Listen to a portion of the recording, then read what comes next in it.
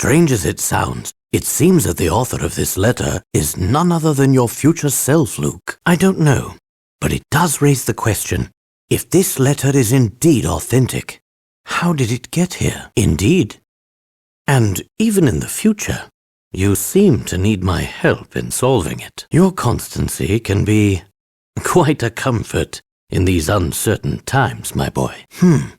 Well, we haven't much to go on yet, but I can't help but think that this strange occurrence is connected to the terrible events of last week. That's quite understandable, Luke. I'm sure most people would feel the same way in the presence of the Prime Minister. I'm not entirely sure. Still, if it proves to be true, can you imagine the stir it will cause in the scientific community? Anything's possible, Luke. But I won't be convinced until I've seen the contraption work for myself. And I must confess, something about this entire presentation seems a bit off. That's one way of putting it. But enough speculation. Look over there, Luke. He seems to be looking for a man who snuck into the event uninvited. I don't know about that, but these two elements aren't the only puzzling issues. Tell me, Luke, have you heard about the recent disappearances occurring here in London? Yes. And I can't shake the feeling that those disappearances are linked to this whole affair. In any case, it seems our best course of action is to head to the location mentioned in the letter. Andrew? What sort of unsavory rumors? Well, Andrew, it's been wonderful seeing you, but it's growing late. We ought to be on our way. What's this? The engine won't start. Well, what do you say, Luke? Are you ready to meet your future self? That's quite understandable. Hello, Luke. So tell me, why exactly did you go through such pains to bring us here? Who else would I be? Very well, I'll play along. How do you propose I prove my identity? I'm glad to see that I've finally convinced you. I'm flattered, I suppose. Oh, no, not at all. Yes, well, we don't often get a chance to visit this fine establishment of yours. Quickly, you two, this way. Now, Flora, you know that wasn't our intention at all. While we were out investigating one issue, an even more troublesome matter arose. Luke is quite right. Do forgive us for our oversight. Of course not. Well, you've always had a way with animals, even those of the more cantankerous variety. Why don't you see if you can't befriend the little fellow? Sorry to keep everyone waiting. Let's be off. My apologies, Luke. I just needed to check something. But enough about that. Come along, everyone. The towering pagoda is just steps away. I demand an explanation. You've put on quite a show. But it's clear to me that you're nothing but a charlatan. So you're the one who's been kidnapping scientists under my name. But why? So why me? You could have chosen anyone to be the scapegoat. What are you saying? Of course. So that strange device. But what use could you possibly have for my memories? Which day? Claire. Then why take the risk? What do you stand to gain? So you intend to travel back through time and save her? Nothing can excuse the kidnapping of all those scientists. Not even this, Dmitri. I don't see it that way. I hate to disappoint you, but it seems you've failed to ensnare the genuine article. Take note, Luke. A true gentleman never plays his ace in the hole until absolutely necessary. Be patient, Luke. I just need to find a way past this lock. Honestly, you two, would you please stop bickering? You're on the same side. Come now, Paul. It wasn't that bad.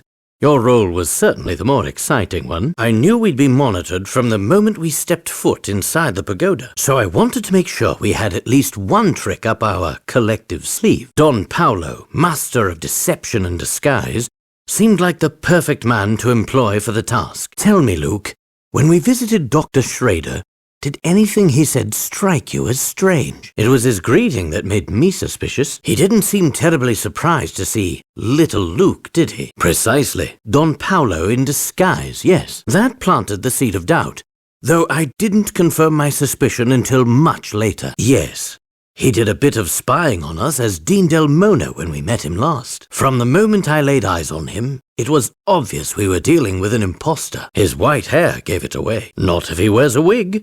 He let me in on his secret some time ago, He's been bald for ages. Don Paolo mistakenly selected a white wig to show how much Dean Delmona had aged. Shortly after that, I confronted Don Paolo and had him tell me everything. It seems Dimitri had been paying him quite handsomely to make sure we headed toward the pagoda. I filled Don Paolo in on all the strange happenings we've witnessed here, and then I requested his assistance in solving this mystery. It was Claire, Luke. It all had to do with Claire. Claire was my girlfriend back when I was just starting my academic career. She was a researcher who worked in the same laboratory as Dimitri. Yes, the last time I saw her, she was on her way to the lab the day of that massive explosion. The oddest thing is that the accident received very little media coverage. It's clear someone with a lot of influence was suppressing information about the incident. I did everything I could to research the matter on my own.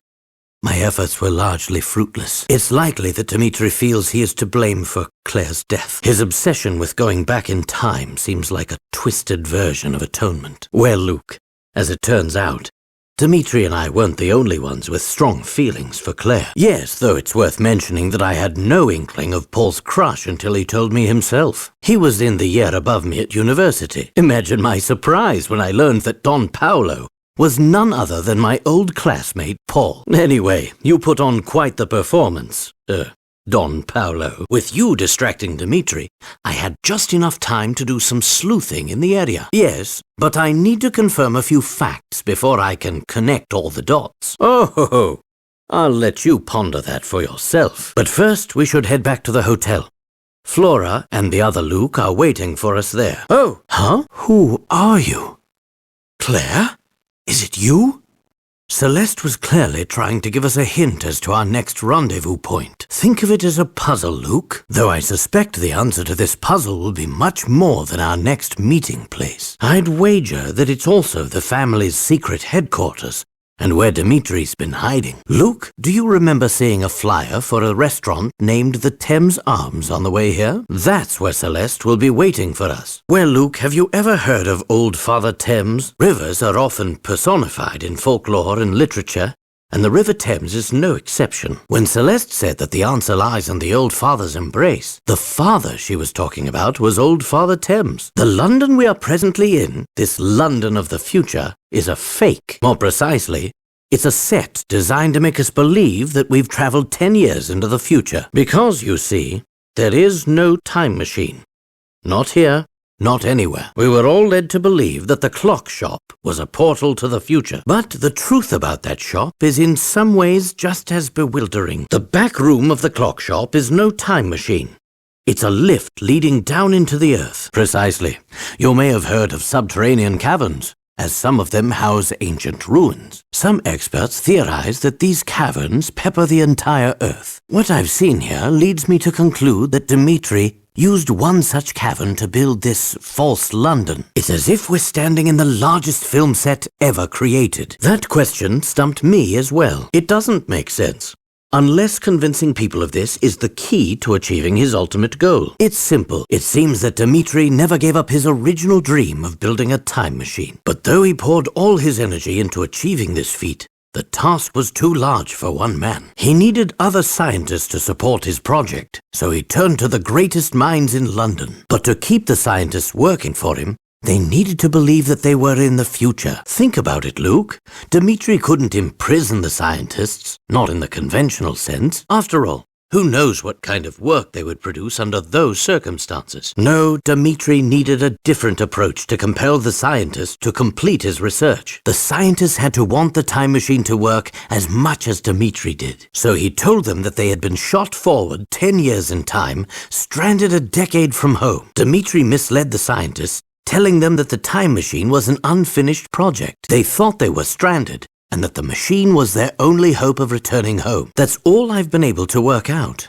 Perhaps our friend here can fill us in on the rest. The family uses this establishment as a hideout. Therefore, it seemed a bit odd that the bartender didn't so much as raise an eyebrow when we walked in. I've worked things out on my own this far, but I need you to help make sense of the rest. You must have had some reason for concocting a scheme this wild.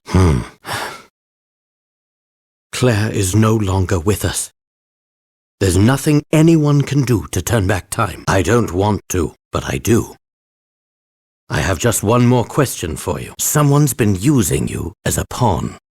Are you aware of this? No, there's no mistake here, and there's no hiding it anymore, Luke. Or should I call you Clive? It took some time to put together the pieces of your plan, but when I finally understood it all, the sheer evil of it sent a chill down my spine. You kept your true intentions hidden from everyone, Clive. Even your partner, Dimitri. Clive was aiming for revenge on a massive scale. And you were nothing more than a pawn, Dimitri. Clive, you lived next door to the lab that exploded 10 years ago. You were just a child then. That blast demolished half of the building you lived in. Reports indicate that 10 people were killed in the explosion, 2 of whom were your parents. It must have been a terrible shock. In the span of a few seconds, you lost your family and your home. When the initial shock wore off, it was replaced with anger. You became obsessed with exacting revenge on those who had wronged you. You were lucky enough to be adopted by a kindly woman in her golden years, Constance Dove. Miss Dove's extreme kindness was matched in scale only by the enormous fortune she possessed. You two lived quite happily as a family for a time. Sadly, it wasn't to last. Miss Dove departed from this world 5 short years later, leaving her fortune to you. Before long, you graduated from secondary school and took a part-time job at a prominent newspaper. Considering your sizable inheritance, I don't think you took the job for pocket money. You were searching for something. Using the newspaper's resources, you finally hunted down the men responsible for your misery. You knew that both Bill Hawks and Dimitri Allen were responsible for the explosion. Armed with this information, you concocted a plan to avenge your parents. First, you befriended Dimitri and convinced him to resume his research on the time machine. Then, you used your inheritance to set up this elaborate facsimile of London. With your stage in place, you used your contacts in the press to find the best scientists in the country. After all, you would need quite a bit of help to complete this time machine. You then proceeded to lure these brilliant men into your trap. However, unbeknownst to Dimitri, most of your staff were not working on the time machine. Clive had secretly reassigned many of the scientists to a different project. You might think of it as his pet project, a weapon designed to cause destruction on an unimaginable scale. Our first priority is finding where Clive has taken Flora. First things first, let's find a way in. No need to worry. You're safe now, dear. But you can't stay here. You two head straight back to the car. I'll meet you there after I've put a stop to this contraption. I can't let you do this. I see I can't change your minds. Come along if you must, but be careful. Indeed, but our time is running out, so let's hurry. Whatever it is you have planned, you can't go through with it. We know what Bill and Dimitri did. When the world learns of it, they'll be punished. You said you wanted justice, and isn't that justice enough? Listen to yourself, Clive. What you're saying is unthinkable. No! Clive! What do you mean? Look around you. The monitors in this control room are linked to cameras throughout the fortress. Perhaps they can offer us some clue as to the generator's location. We need to reverse the energy flow. That will break the generator and shut down the fortress. Reversing the energy flow has caused the fortress to start destroying itself. Inspector. A moment, please. I cannot deny the damage that Clive has done to our city, but we can't forget that he's also a victim of a political agenda for progress. No matter the cost. Answer me one question, Clive. You knew full well I'd stand in the way of your plot. So why did you send for me? Pull yourself together, boy! There's nothing to be done. Jump back in there and you'll die too. That was you, Clive. And you too, Clive. It was terrible. But I see you must have loved Claire very much to do what you did. What are you referring to? I don't know what you mean. What did you say? But you can't really mean to our present. That's not possible. This is all so incomprehensible. Have you two worked everything out? Our friend here carries a heavy burden on his shoulders. Now, Luke, I'm sure he won't hurt us, as long as we don't bother him. You know, I've never seen a bee quite like this. Can you try talking to him, Luke?